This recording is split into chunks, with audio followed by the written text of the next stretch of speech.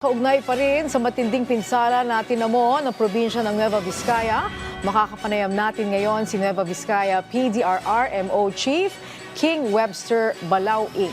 Magandang hapon po, sir. Magandang hapon po, ma'am. Pahingi lang po kami ng update dito po sa nangyaring landslide sa Ambagyo, Nueva Vizcaya. All accounted na po ba ang lahat ng casualties doon? Tama po. 10 tao po yung na-involved dun sa landslide. 3 ang nag-survive, 7 yung namatay. Okay, ito po yung mga magkakamag-anak po ba? Yes po, magkakamag-anak po silang lahat. Alright. Ilan po ang mga pamilyang naapektuhan dyan sa naturang landslide? Hindi pa po klaro dun sa report ng MDRRMO. May mga nag-issue po sila ng report pero hindi po klaro kung ilang pamilya yon, pero magkakamag-anak po sila. Oho. Ano pong mga bayan sa probinsya ang matinding nasalanta? Sa 15 na municipalities po ng Nueva Vizcaya, lahat po matindi po yung pagsalanta ng nakaraang Super Typhoon Pepito. Okay. Sa ngayon po, kamusta naman ang ating relief operations dyan?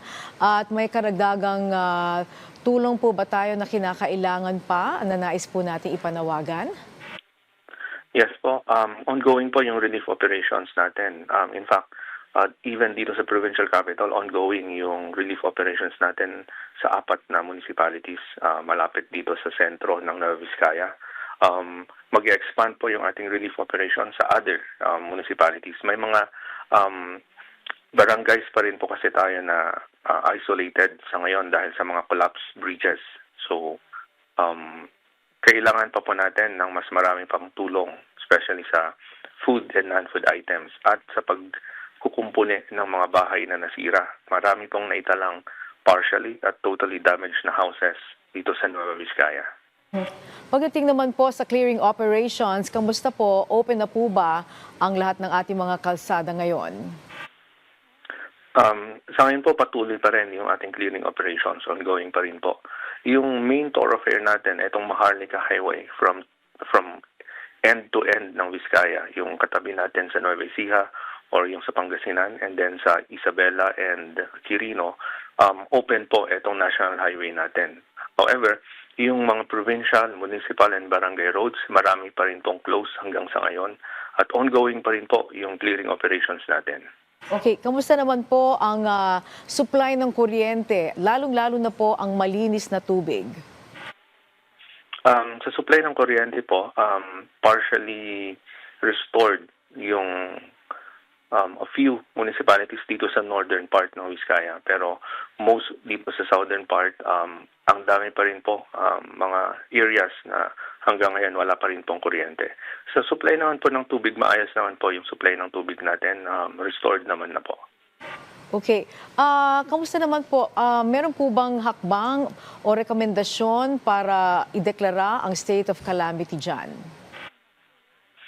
Yes po, ngayong hapon ang emergency meeting ng Provincial DRRM Council at ang agenda for this afternoon's meeting ay yung recommendation for the Sangguniang Panlalawigan for the declaration of state of calamity dito po sa Nueva Vizcaya.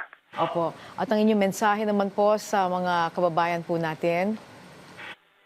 Yes po, sa mga kababayan natin dito sa Nueva Vizcaya, ang inyong provincial government ay patuloy na ine-exert yung lahat ng effort para matulungan po ang lahat ng na-affected ng nagdaang Super Typhoon Pepito. Tulong-tulong po tayo sa pagbangon ng Nueva Vizcaya at sana etong nangyari po sa atin ay maging lesson for the resilience of Nueva Vizcaya in yung mga future pa na hazard on tropical cyclones. Alright, sige po, maraming salamat po sa oras na binigay niyo sa amin. Nueva Vizcaya PDRRMO Chief King Webster Balauing.